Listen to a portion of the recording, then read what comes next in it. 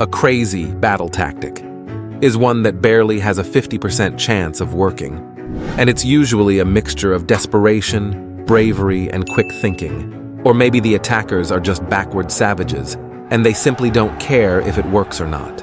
From the time the Persians used the sacred animals as an ally and a barrier in battle to scare away the ancient Egyptians, to the time the Chinese sent dancing hot women to the enemy's camp to distract them and win, or maybe defeating a massive battle fleet by attacking one ship at a time, or even going to the extent of faking your own death to infiltrate your opponent's gates. So sometimes, battle plans require some extra creativity. Just like what happened during the Battle of Pelusium, when the Persian king Cambyses II waged war against the pharaoh Psamtik III. He knew that cats were sacred creatures in the ancient Egyptian society, and that they wouldn't even harm the image of a cat, let alone the actual one. So the sneaky Persian leader sought to use this to his advantage in the invasion of Egypt. Cambyses gathered his soldiers and ordered them to paint felines on their shields and gear, and to bring hundreds of actual cats into the front lines to use them as a barrier. The plan actually worked, and the Egyptian warriors stood still and refused to fire or put up any effective resistance, fearing that they would injure the animals, which was a crime punishable by death. They had no choice but to retreat, and most of them were massacred by the pursuing Persians. This ultimately led to the capture of the pharaoh and the defeat of the mighty Egyptians. For this next battle tactic, it's essential to mention that when it comes to war, being on the low ground is the worst. You can't even see the whole battlefield, and arrows with gravity assist rain down with extra deadly force to wipe out your men.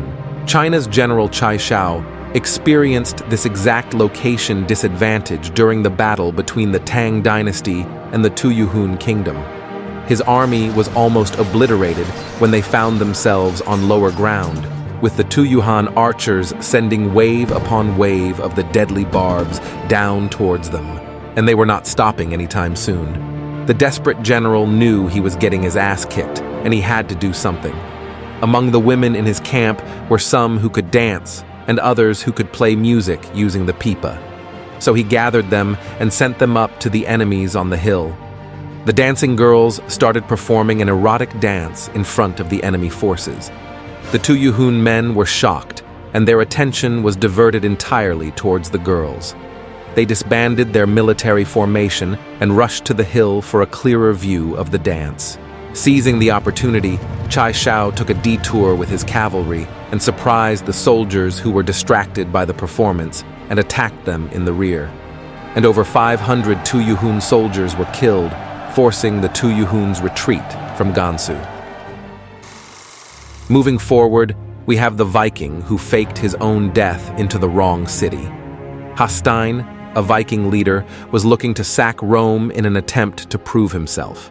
Because of the heavily guarded city gates, he knew it would be very difficult to infiltrate the city or breach the walls. Thus, Hastein hatched a cunning plan to fake his funeral. His men imitated the appearance of devout pilgrims on a sacred journey, donning humble clothing, clutching staffs, and even feigning sickness and infirmity. And to complete their deception, Hastein was placed inside a coffin, playing the role of a deceased pilgrim. Posing as a group of grieving Christian pilgrims, his warriors approached the city gates, seeking permission to bury their fallen leader within the city's hallowed grounds. They were met with the compassionate Christians at the gate. Guided by their Christian principles of charity and mercy, they agreed to let them in, believing they were offering a Christian burial to fellow believers. Once inside the city, the Viking warriors dramatically revealed their true intentions, and Hastein leaped out of the coffin, catching the residents off guard. They proceeded to sack the city, seizing any valuable assets. Although his plan was met with great success, he later learned that he had mistaken the city of Luna for the city of Rome and pillaged the wrong city. This takes us to Timur's military campaigns, a Central Asian conqueror who lived in the 14th century. He faced the challenge of the Delhi Sultanate which had a formidable army equipped with war elephants. These giants struck fear into the hearts of Timur's soldiers, as they could trample soldiers and create havoc on the battlefield. To counter this formidable force, when faced by the Sultan and his 120 war elephants, Timur devised a unique and effective strategy. He ordered his terrified men to dismount and load their camels and then tie flaming straws to the back of his camels that would set them on fire as they charge. Once the camels were prepared, Timur's forces set them loose in the direction of the oncoming war elephants during the battle. Once the elephants saw this sight, desperate to get away from the camels, the elephants went on a rampage and turned around and started running, which was unfortunate for the Indian front line because they were standing right behind the elephants. Unable to control the stampede, the Sultan could only watch helplessly as the elephants equipped with chainmails and poisoned spears tore through his infantry, smashing their heads to atoms. With all of the chaos and disarray among the enemy forces, Timur's troops seized the opportunity and attacked the scattered and confused enemy soldiers, allowing Timur an easy victory.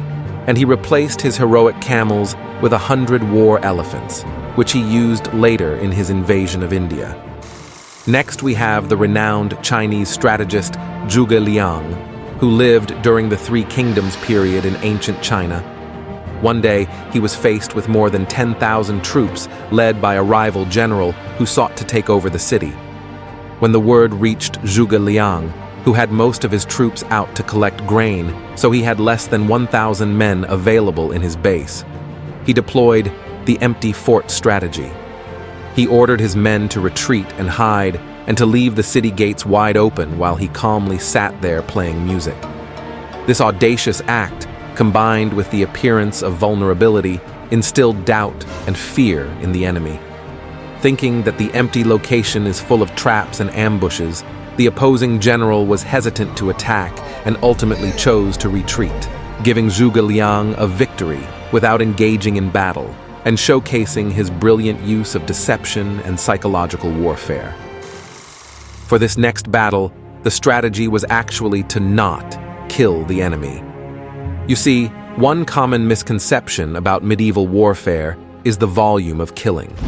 Usually, the goal was actually to capture as many enemy nobles as possible. The ransom of a wealthy noble could set up the captor's family for life. That was taken to the extreme at the Battle of Bremule, when Louis the Fat of France invaded Normandy to take the holdings of Henry I of England. Each side had a large contingent of knights, and apparently all of them were blinded by greed because nobody tried to land any killing blows on the opposing side because they would lose the ransom. And at the end of the battle, only 3 Englishmen were reported killed and 140 Frenchmen were captured. The English knights gained so much profit from the ransoms paid by their many prisoners that the Battle of Bremule looked like it was a role-playing game.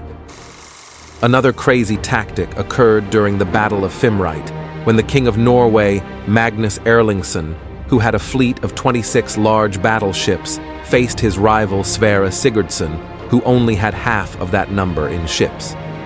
Keeping with tradition, King Magnus lashed together a considerable amount of his ships, creating a massive connected fleet. Despite being outnumbered 2-1, Sverre's tactic was to attack one ship at a time. He first targeted the small, outlying vessels of Magnus' fleet.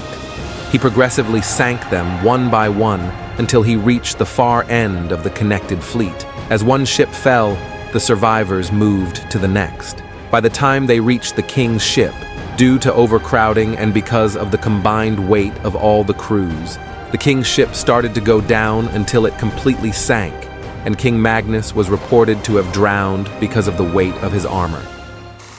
The last tactic on the list is when the Mongols accidentally spread the Black Death in Europe.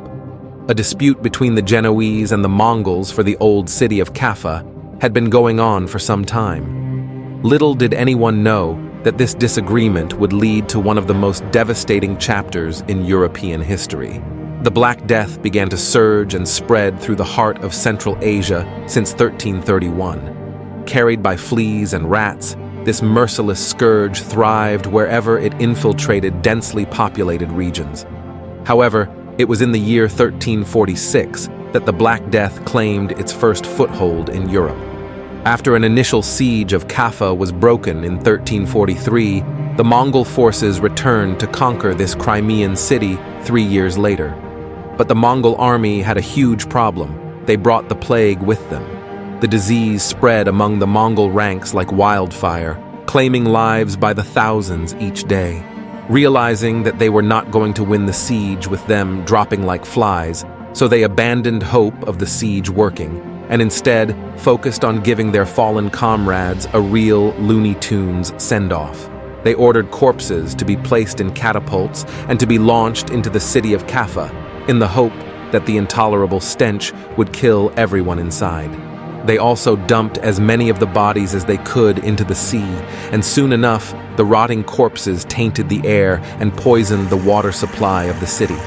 The people of Kaffa resorted to wearing beaked masks, often filled with aromatic herbs. They also attempted to enforce quarantine measures to prevent the further spread of the disease. However, these efforts were largely in vain, and many residents who managed to escape by ship unwittingly carried the plague with them. And the Black Death, which had once been confined to the regions of the East and South, was now unleashed upon the rest of Europe.